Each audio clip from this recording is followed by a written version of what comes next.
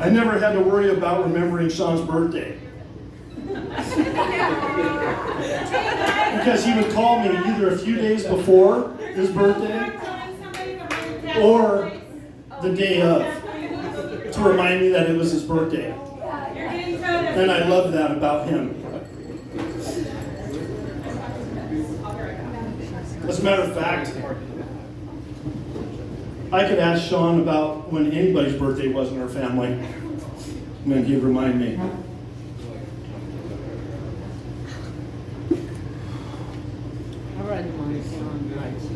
When I called Sean to say hi and check in, he would always want to know what everybody in our family was up to. He always showed a keen interest in the people he loved in their everyday lives. And he treated his friends the same way. Doing okay? Yeah. Are you? Sean could be a handful at times, No. and he'd want to make you pull your hair out. But this is what made him who he was.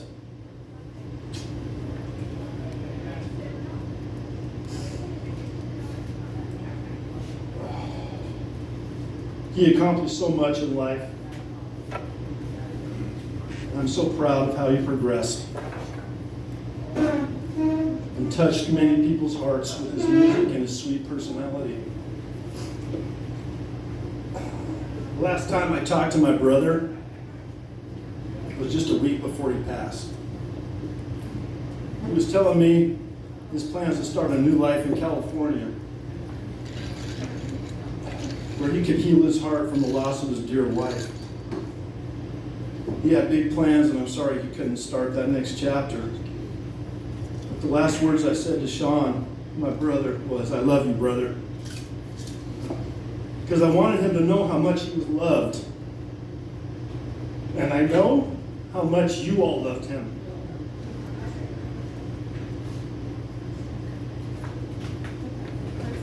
Rest in peace, my brother, until we meet again. We all love you.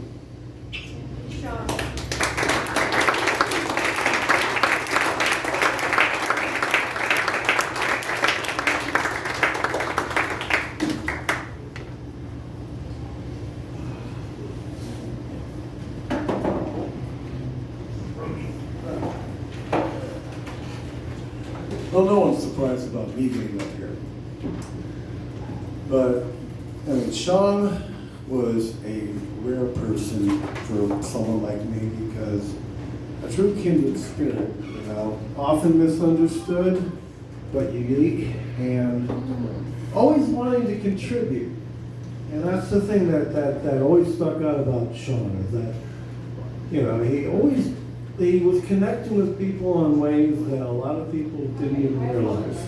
The question I kept asking everybody today was, what was the song that Sean played when he saw you? Because he had one for everybody. You showed up and he would start playing your song and he would wait for you to acknowledge him. In my case, he would wait for me to flip him off, but you know, that's because he played Counting Crows. And he knew that was a way to bug me, and that was our game. So, and that was the fun thing about him, about playing music. It was that kind of game with him. Because he knew all these different songs, just like me, and he knew all these different ideas, and wanted to expand on all of them. Not everybody's got the patience for that. But I did, because I understood where that was coming from. And I think most of us felt one connection or another to him because of music. And that's, you know, the thing about the passion about sports I recognize too, because that's a covert way for people like us to fit in. But knowing a bunch of sports stats isn't as weird as knowing a bunch of different history and musical trivia. But that's, you know, that's why we're here, because Sean brought all that to every night that we shared with him. It was unfortunate. I never actually had to have a band, a true band where he was a full-time member. But He would sit in with any number of different groups that I did play with. And he always added something extra to it. And that's what we miss. And that's what we'll remember. And thank you for coming out for him.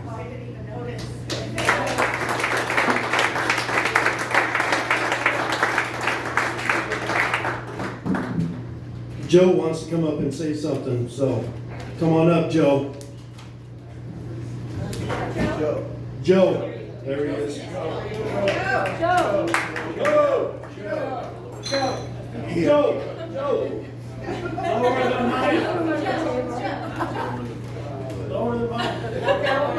Can I get a booster chair, please? Oh, that sounds funny.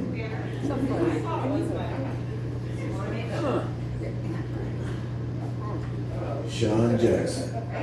I'm not as eloquent a speaker as some of you on the phone, but the guy was a most humble person I've ever met. He wouldn't stand out and brag about how well he played, but everybody knew the guy could play. And everybody loved him. You should see him when he's up here. He takes over. When he takes a lead on that keyboard, you listen, you know it's him. When he's singing, especially, I really like the Joe Cocker tune, You Can Leave Your Hat On. I've always wanted to sing that with him. But, you know, his memory, his stats in basketball, football, his dates on baseball games. I'm thinking to myself, how can you remember that shit? You know? God. I can't even remember lyrics. You all know that. And he'll remember the scores from 1969 and who hit that home run. And then I got tired of listening and talking to him about politics. He'd get all fired up, man. And I'd have to walk away, even though we agreed.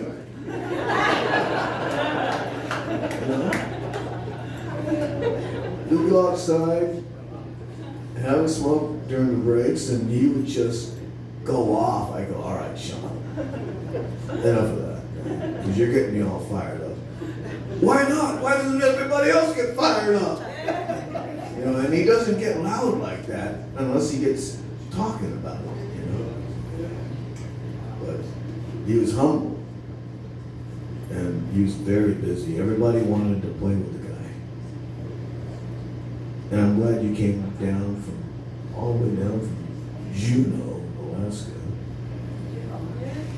It's a heck of a... Juneau, Portland. Juneau. And Portland. And Portland. He's a lovable guy. Yes, he was. Rest in peace, Sean. We'll miss you.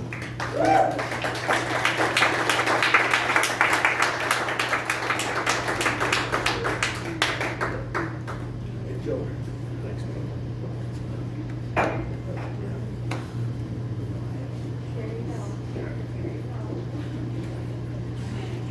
Yay.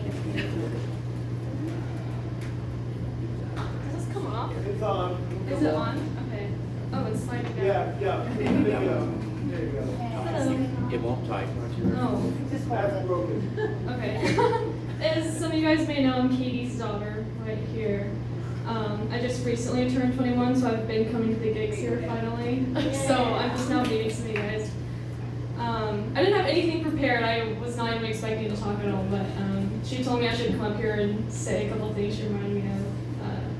The first time I met Sean, I was like coming home from work very late. It was like 8 p.m. They start their practices on Thursdays, and I remember seeing him sit back there on the keys, and I was like, who is that guy?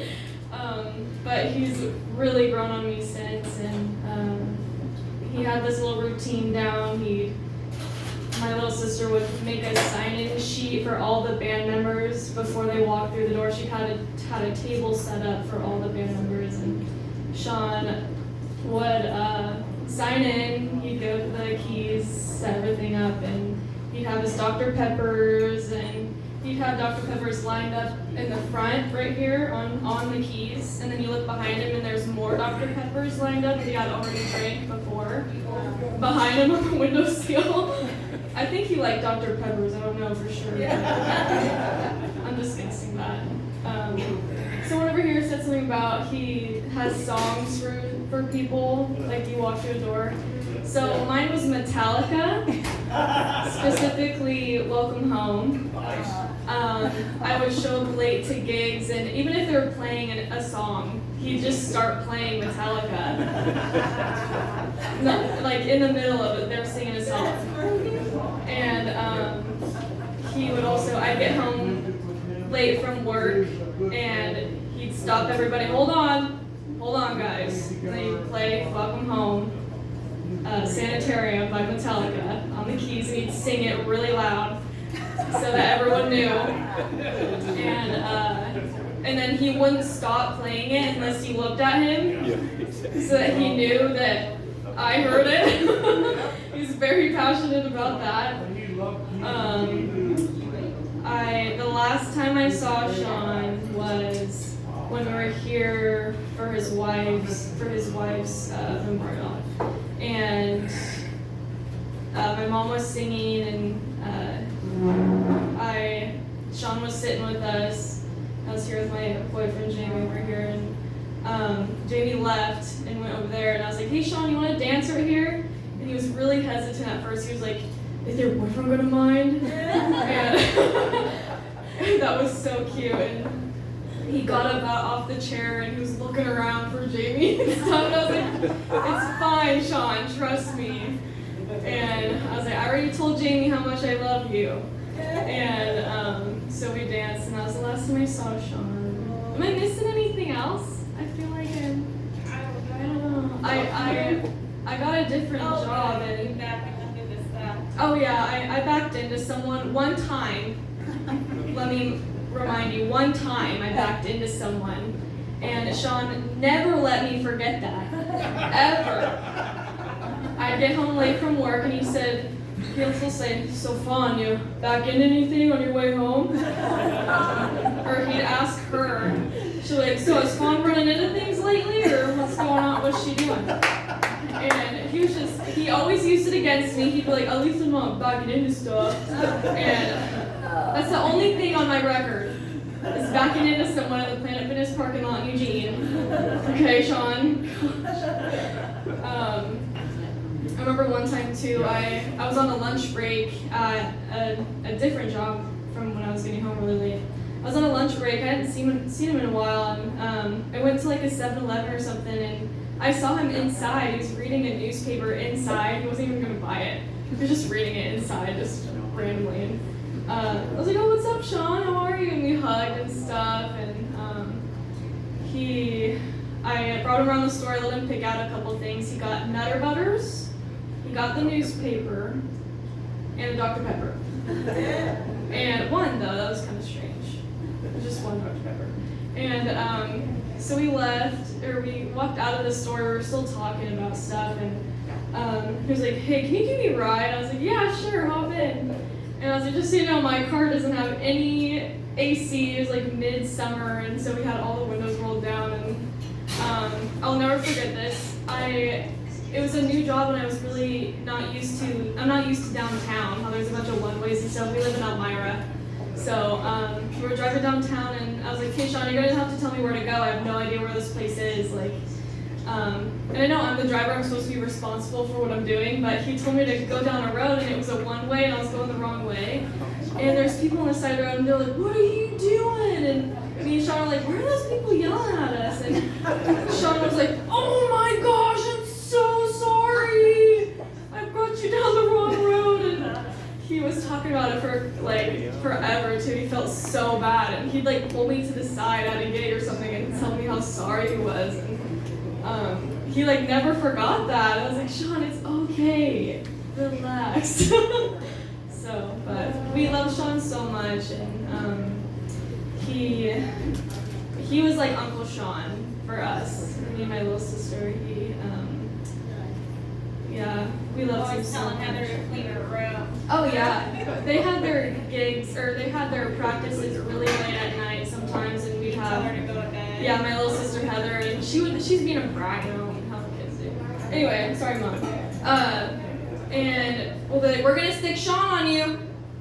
You better go, and she'd listen too. And like the first couple times she wouldn't listen, and then Sean would actually go get on her and be like, you need to go to bed. And then ever since then, she listens to Sean more than she does her own mother. So and he'd do it to me too.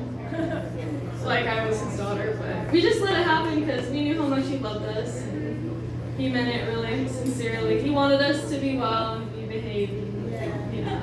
So we're really thankful for all the people that he has in his life, and yeah, we love him a lot. Thank you, Sean.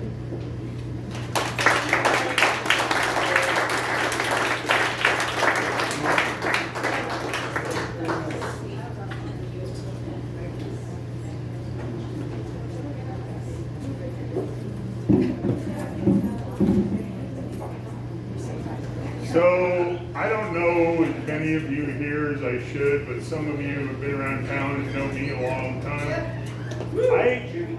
I literally had a picture that showed up on Facebook, and I haven't been able to find it since, but it was a picture of Sean and Hole in the Ocean. So this picture's gotta be close to 40 years old. And in the background is Todd Waddell doing sound and me standing next to him. And this was at the old Butte Tavern in Eugene. And I've been wearing this duck shirt. I wore it last night to Sean's little memorial they did over at Sizzle Pie. I have two things that I remember about Sean very clearly. One of them is the guy could remember music. He literally knew every song that anybody ever said to him. He could play it, and he would maybe get it sort of right, maybe he'd improvise it, but he knew the tune. And the other thing is, every time I saw him, we talked about the Ducks. So this shirt, they bought it for me 2 days ago, and just have been wearing it for Sean. And people were like, why are you wearing a duck shirt? I'm like, because it's Sean Jackson. And I just wanted to say how much I'm going to personally miss that guy, because over 40 years, I would just run into him at the strangest intersections over the last 40 years and through completely different people. And he had obviously such a loving family in this town. And his real family, you know, coming to do this and doing this for a man who we will never forget, Sean Jackson. I mean, it's kind of like Rusty's wearing a Rooster t-shirt. And it was like, I went like this, I was like, who in the hell would be wearing a Rooster t-shirt? And I went, oh my God, it's Rusty Castillo. Another great keyboard player in this town. But anyway, I just wanted to get up here and say how much I personally am going to miss him and what that memory is that goes back 40 years, not, 4 years. And I haven't been in this place since it was a strip bar I worked with. So it's kind of weird for me. It's a little nicer now. Yeah, it's a lot nicer now.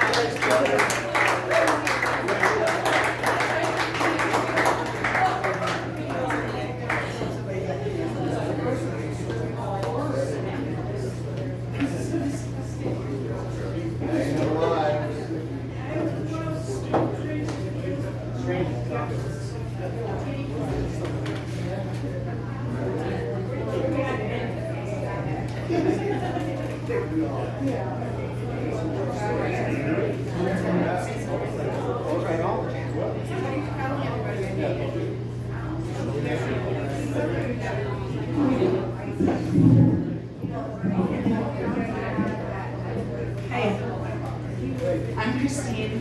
I'm married to that guy now. In the past, I was married to Keith Allen, the long red-haired guitar player. We played every jam possible, waking up in the morning, figuring out where we're gonna play music today, where we're gonna play music tomorrow. Sean was exactly the same way, and that's how he has such an enormous, vast community here. When I first moved here, I came from New Jersey to go to school at University of Oregon, and Sean was living at the Campbell Club at the time, and I met him on 13th Street. We got together, we talked politics, we talked music, we talked sports, we talked just about everything, and just randomly train of thought, and always there showing up for me. But he was the first person to invite me to go see live music in Eugene, and that was 35 years ago in 1990. And then he continued to play in the last 10 to 15 years all the time with our band when we had the family jam. And that connection that he made with us that made it family is so important to me, because that's why we called it the family jam, so that we could bring that in. And I had no idea who was going to be the strongest members of that. My daughter, who's now in her 20s, is super bummed out that she couldn't be here today. She really wanted to be here today. And they would, talk music. She's a musician too, but also sports. And he would always needle her about the Philly Eagles, because she's a huge Philly Eagles fan. And he would just tease her about what was failing in the band, in the team. And one of her first reactions when she found out that he had passed away was, "Damn it." And I'm like, "Yeah, I know, damn it." And she's like, "No, I can't flaunt my Eagles. We won the game." So, because they're the Super Bowl team this year. So, even though, he's passed on, he had a chance to say goodbye to many of us, but it wasn't about saying goodbye, it's about saying hello. Like having the beginning of every jam when we see him, and I know that I'm home, because he's there. And I just wanted to share that he's always going to be there. Thank you.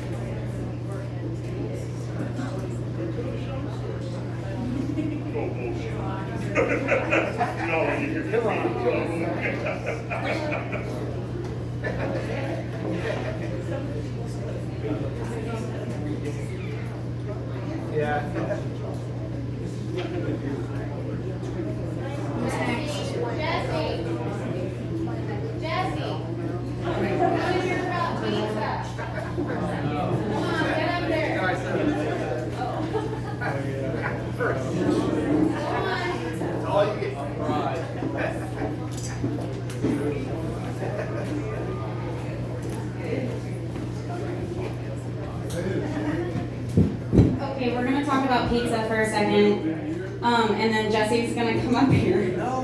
Yes, you are. So Sean, forgot to mention this, was gluten-free, right? Well, it really wasn't, okay? Because I fed Sean Subway sandwiches multiple times, and he was just fine eating his Subway sandwiches. And then I go to order pizza one night, tell the guys, hey, we're gonna bring pizza tonight. And pizza's expensive, okay? But he insisted on getting a gluten-free pizza, so Sean got me to buy him some fancy, like $20 pizza, separate from the other pizza because he was gluten-free, right? But I'm like, Sean, you eat bread every time. But he got me to get this gluten-free pizza for him anyway. I just thought that was funny to share, but Jesse here, come on. You're gonna do it. So, but anyways, I know you have something else to share, but anyway, Sean, we all know Sean loved his pizza, and I think Jesse might have a few pizza stories to share.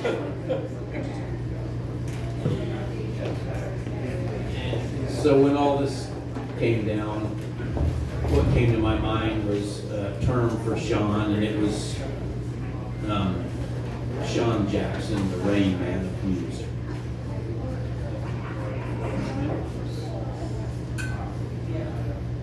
Anyway, so I've played with Sean quite a bit, and one time up here, one song that we've never done, we still haven't done until Sean did it.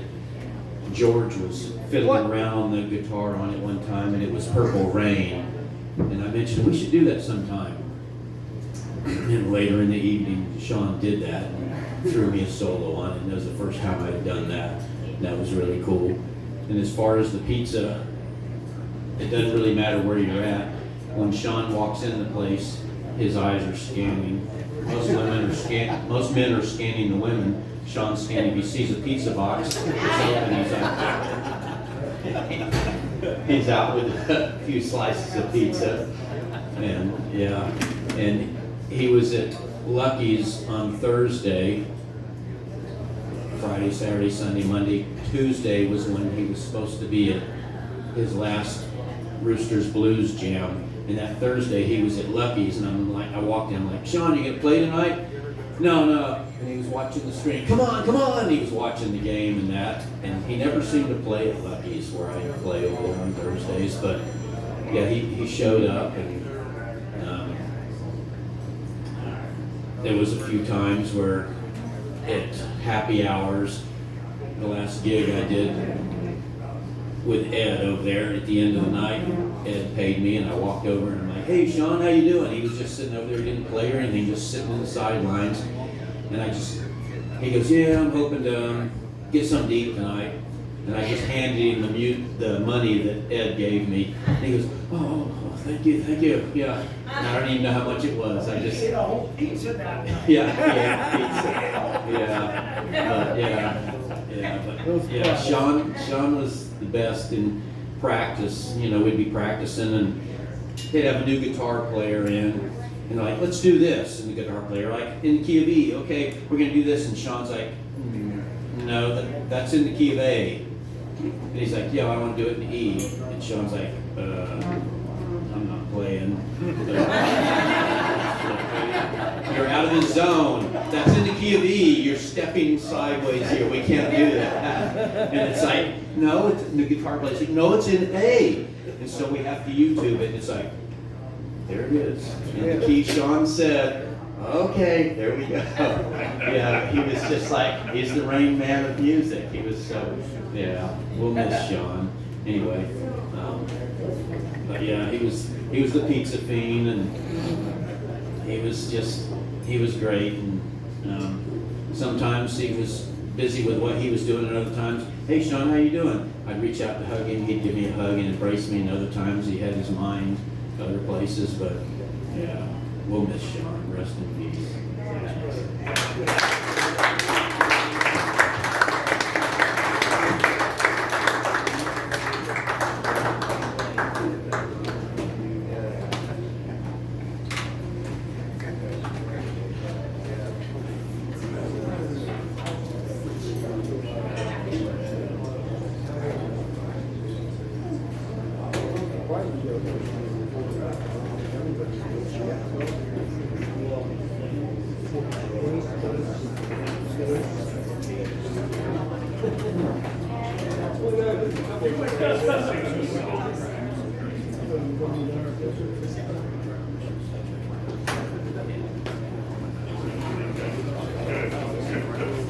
Thank you.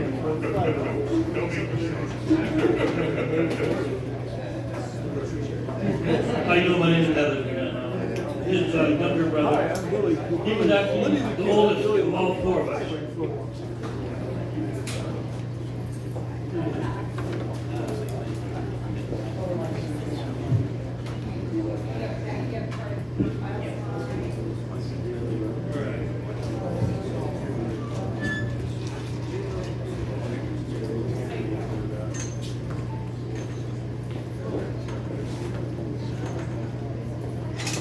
He was always an interesting character.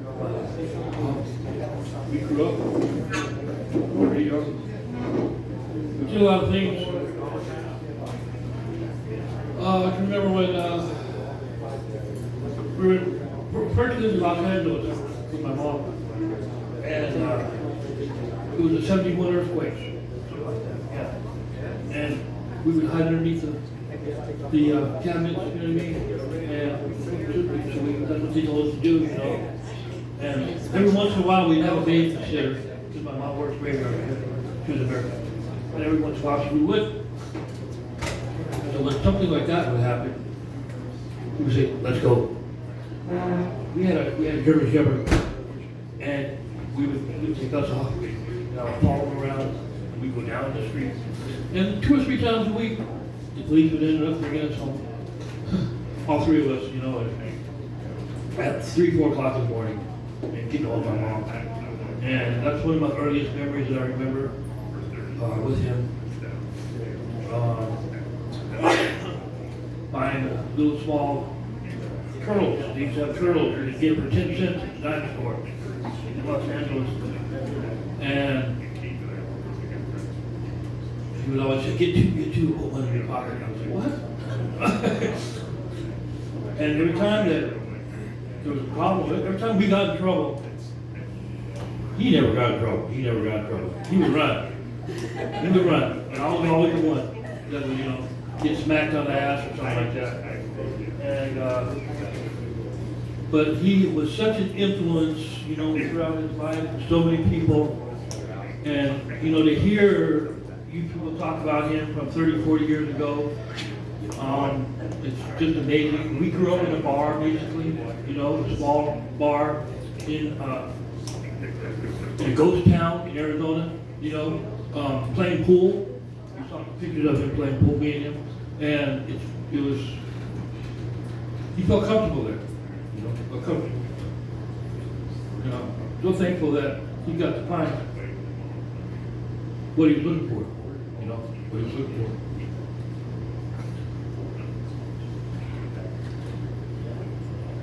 You know, God, he had the worst eating habits.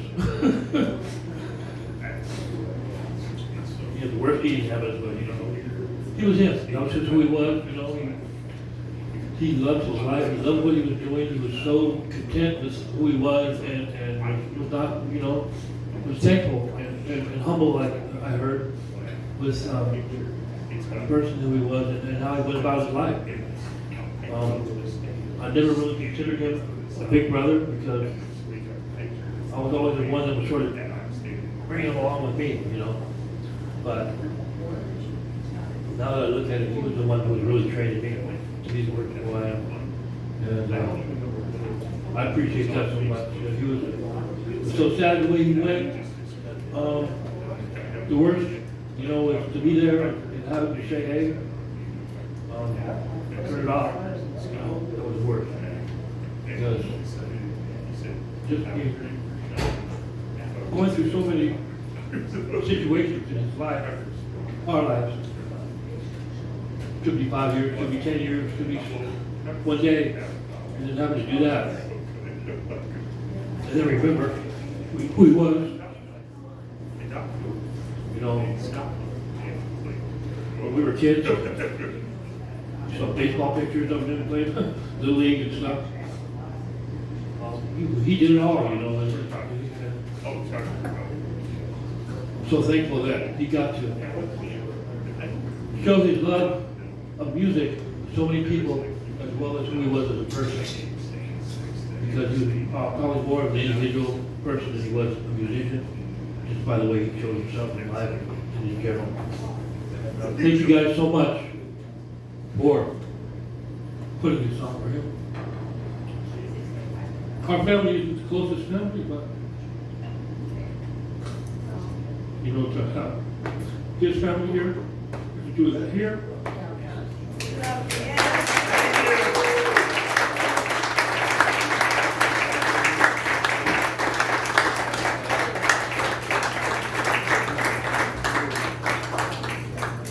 You are family now.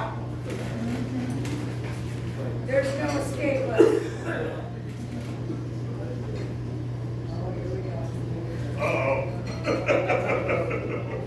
Yeah!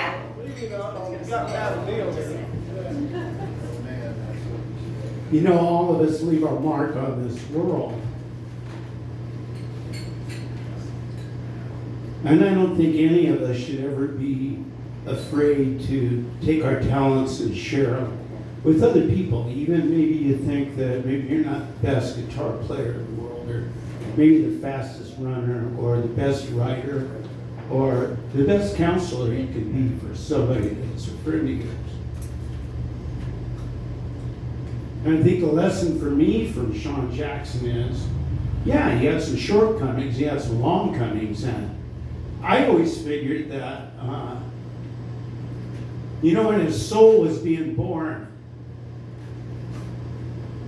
and God's going, okay, what do you want to be this time?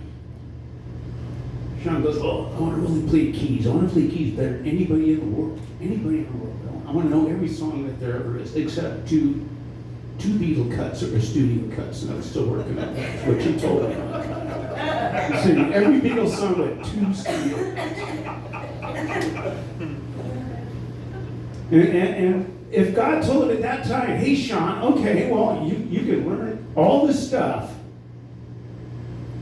but you're going to have a bus pass around your neck, and you're not really going to be able to drive, and so things are going to go sideways for you, but you're going to have pretty good sports and stuff. He'd go, yeah, I'll take it. So whatever you have in this crazy world that you took and what your soul is made out of, share that with other people, no matter if you think you're frail or not, because there's somebody out there that you're going to change their life, and you're never going to know it. That's right. Yeah, man.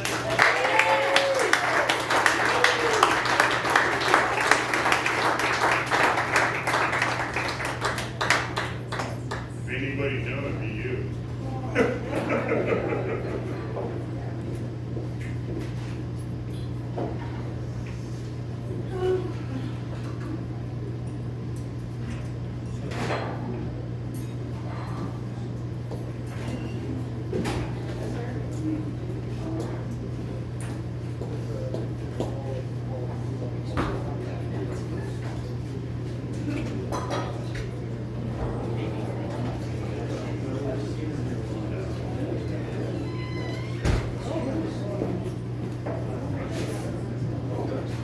Is there anyone else that wants to share? Hey, nice legs. You want to come up? Okay.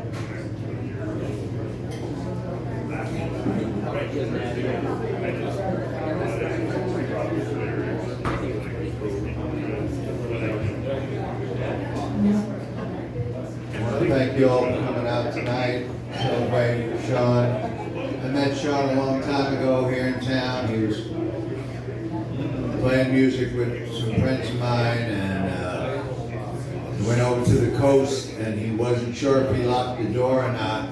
So he called me and said, go over to the house because he won't do the gig unless he thinks the place is locked. And I had already met him and worked with people who had his same condition. So when I ran my life with him, I saw how he looked at the world, and then I acted accordingly to his world, and I tried to bring him in mine and make him do mine. And over the years, he played in my band without being a member. Somehow I have like 10 videos, and he's the keyboard player every time. I did all original songs. He never rehearsed them, but there was never a mistake of him overplaying or doing something wrong. And plus he knew every song, every recorded. He heard it once, that was enough. He could do it, you know. People struggle so hard in this world to learn one little tune, and he would just have it. And just recently, after his wife died, he called me out of the blue and asked if I would play, the benefit for him. And I said I would, and I said, Sean, how did you get my number? And he said, 501-606-2705, right? I said, yeah, I gave it to you 30 years ago. He says, yeah, you gave it to me, I got it. It was like matter of fact. All this stuff was matter of fact. But when he did play, he knew the tunes, but he was a mathematician. And he could hear if the timing was off. He could hear if your notes were a little bit off. You made half a mistake, his eyebrow would go up. And not insulting you, but just letting you know that he knew the math was slightly off. And when he called me, I asked him why he called me. He said, well, what do you mean? I know you for 40 years. I played all these games with you. What do you mean? You're my friend. I didn't see him a lot. I didn't call him up a lot or talk to him a lot, but that's where he was at. You know, like once he experienced it, that was it. He had it. So it's sad that we don't get to hear that anymore or do that, but I'm going to post all the videos he's playing on with me and hope you'll all look at him and see him. And there's some conversations on there where he was good, bad, and indifferent. But after me being around a while, he was a good man.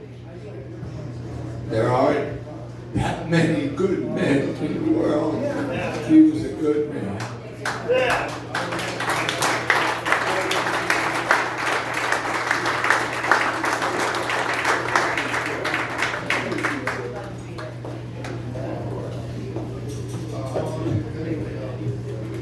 Anyone else? So, I'm sure there's a lot of you here not speaking that probably have a lot that you're, saying to yourself, and I know that everything everyone has said is like sort of resonated with all of us. Everything sort of is a domino effect, like, oh yeah, he did that with me too. So it sounds like maybe we can get some music going. Something he was just mentioning too about Sean. We would have so many songs, like hundreds of songs on, we'd have our set list and everything set, and we'd throw a song in here and there on the way to a gig or something, and I'd say, Curtis, on the way here, can you please just play, like there would be 2 or 3 songs where we didn't really get to practice, and I'm like, make sure you play this song for Sean so that he can learn it for the show. And we just play this amazing tune with this amazing solo keys that we'd never practiced before with Sean, but I could just tell Curtis, just play it in the car on the way to the gig, and sure enough, we'd be playing in front of so many people or wherever all around Oregon. He'd be just playing the solo like it didn't even matter. We just played the song for him one time. I got it. And he did. He played the song just like he was saying. He didn't have to practice anything, So, but yeah, he was a pretty amazing musician. But that just had brought back that memory for us. And I know that Curtis would be saying that right now if he was here. Does anybody else have anything to share about Sean? Nice legs.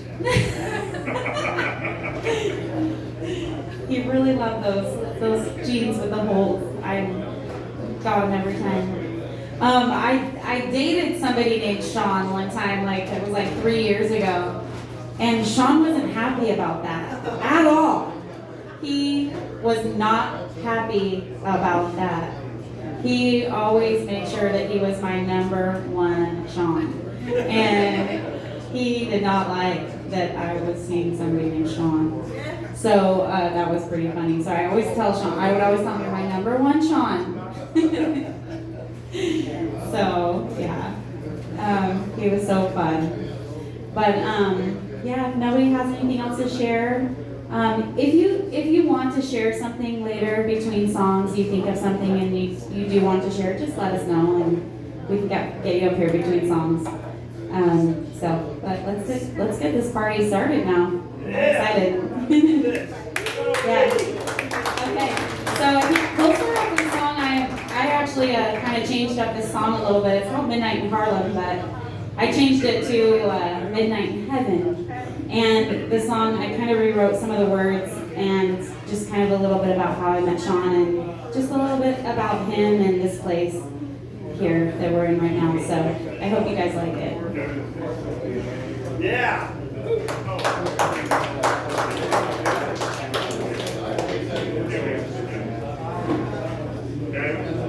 too bad.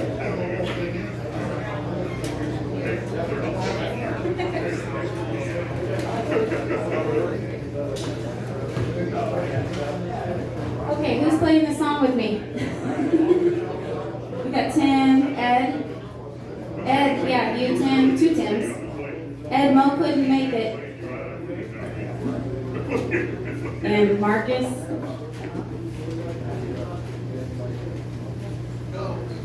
This is Marcus here. He's being all shy and quiet tonight. He's my bass player and a lot of people's bass player, and he was in the band. He's been in my band too for a really long time and since the beginning, and he's shared a lot of these special moments with us as well. I think so.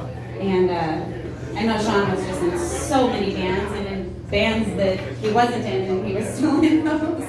And I know a lot of those people are here and are not here tonight to share. But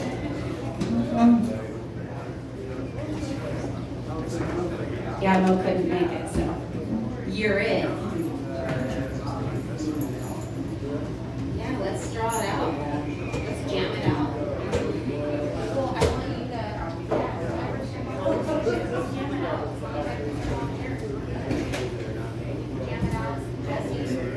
Where's Jesse?